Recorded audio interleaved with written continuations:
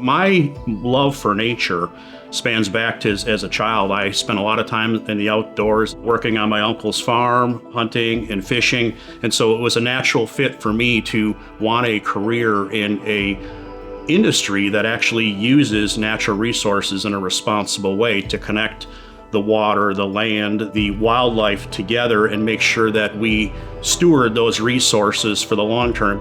And therefore we need to cherish those resources in order to protect humanity and all the critters that roam the earth, because we're all connected here.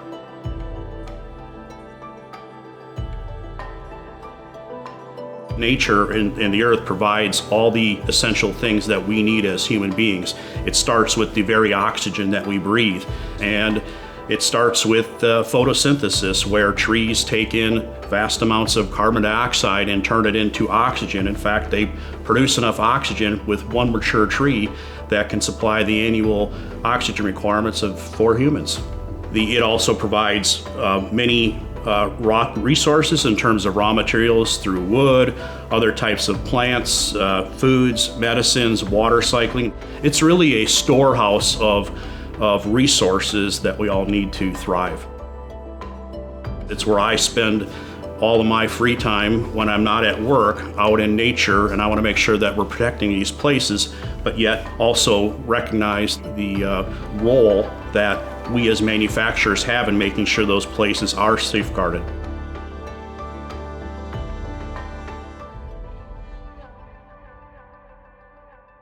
We were founded in the 1800s in the UK, actually, by an entrepreneur who then came over here and started buying lumber. And so built ourselves over the years into a sort of Canadian conglomerate in a whole bunch of industries, actually. And then focused around what we call uncoated free sheet, which is, what you put through your printer, essentially, in the office, plus all sorts of other uses. And then in 2007, we did a transaction with the Weyerhaeuser company where we joined the two businesses together. And we've been going ever since. And then in November 21, of course, we were delighted to sell to Jackson Wijaya and his Paper Excellence business. Jackson was attracted by the business. I think he kind of liked the culture, liked the markets we were in. He liked what we did, and he understood the value of our sustainability commitment. Domtar having the sustainability reputation in the space was and will remain an enormous advantage. And of course, since then, we've rebranded both the Resolute business and the Paper Excellence business. And now, of course, we find ourselves today kind of launching the whole program, which of course has his blessing. So it's an exciting day in that respect. We are at a watershed moment in our sustainability journey. The integration of these three companies under the Domtar brand creates not just an opportunity, but a powerful platform for transformative action. Our strategy is truly global in scope, so it's fitting that we have this wide representation. While our new sustainability strategy focuses on metrics and targets for our North American operations, the three core pillars and objectives will serve as a foundation for our sister companies as they develop their own roadmaps.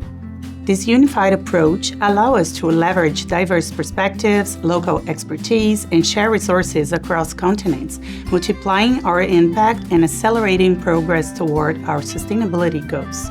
It was a challenge, but at the same time was a perfect challenge because we learn a lot from each other. And this is what makes our company so different and special. So we're about 14,000 people today as a combined enterprise. We have about 60 facilities across North America.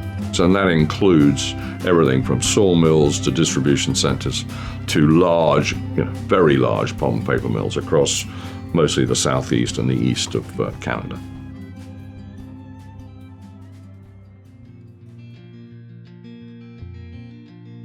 Domtar optimizes every part of the trees that we harvest, reducing waste and creating value throughout the process.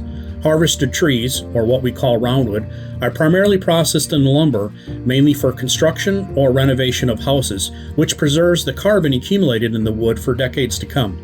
Processing a log at a sawmill generates byproducts, mainly wood chips, sawdust, shavings, and bark. The bark is used to generate energy, while the chips and other residues are used primarily to produce pulp and paper. For the little waste that is left, We identify beneficial use alternatives such as agricultural land spreading, thereby reducing material we need to send to landfills.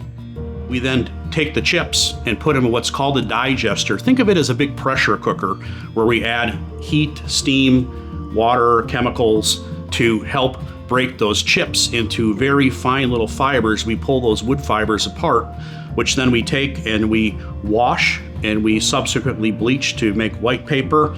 And then we take those fibers and we take them over to a paper machine where you'll actually see the things that most people are familiar with. We turn it into rolls of paper.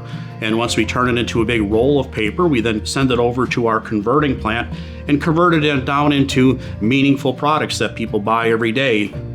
We run the business in a series of divisions. We have a paper and packaging business. A major product is the paper you put through your printer. So we're the largest manufacturer by a mile of that kind of product in North America. So that is making the uncoated free sheet business and the containerboard business. And then there's a whole raft of usage for uncoated free sheet. In the end, it gets made into a box, and when it gets delivered to your door, that's our kind of paper. In the lumber business, obviously we're making the lumber that will go into your house, literally wood glued together that will actually support a ceiling, which is almost as strong as steel. And obviously we make pulp, the kind of absorbent piece which goes into things like tissues and incontinence products and baby diapers. That's where that fits. So a whole raft of forest products. Being a very natural resource intensive industry, we rely on forests as our primary raw material to make our forest products. So the importance of nature and the role it plays in our business activities is really fourfold. We're fully utilizing the full value that we bring in from that original tree, that we bring in from the forest. Trees are really the lungs of the planet. Secondly, in pulp and paper production, we use a lot of water to make our products, and therefore we need to make sure that the water resources are protected and cherished for the long term. Thirdly, we need raw materials to make our product. We need fiber, which comes from trees or wood, and if we protect our basic raw material wood in a sustainable way, we have raw material supply for the long term. And finally, why it's important to Domtar is, as a manufacturing business, we need talented people who want to work for our organization, who want to thrive in this organization, and therefore we have a responsibility to take care of the social and mental well-being of our employees. Many of our employees work for Domtar because they love the outdoors, and they know that we are involved and intersect with natural resources on a daily basis. Our employees, including myself, we like to camp, we like to hunt, we like to fish, we like to hike. We like to spend time out in the outdoors, and it's important that we take care of those places for our employees and our communities. And so we have these places where we can decompress after a long day's work and recharge our batteries to continue to be innovative and creative. So we want to make sure, again, we take care of those places. The forest products industry supports over 33 million jobs worldwide, linking economic well-being to sustainable landscape stewardship. Our people and communities pillar emphasizes safety as a value, and we also need to build respectful partnerships with Indigenous communities, support volunteering, and foster an inclusive workplace. What makes our industry unique is this dual role. We depend on healthy forests for our business resilience, while simultaneously serving as their stewards. For companies beginning this journey, my advice is simple. Start where you are, use what you have, and do what you can, but commit to continuous improvement. We're only on this planet for a very short space of time, and we have a duty to try and leave it better than we found it. So this industry has an extraordinary story to tell in terms of renewability, recyclability, and thereby, I would argue, sustainability. Some people just think that they need to do something big. If they cannot do something big, they shouldn't do anything. But this is not true. We should do our piece of this major challenge, and if everyone is doing the same, everything is going to be right.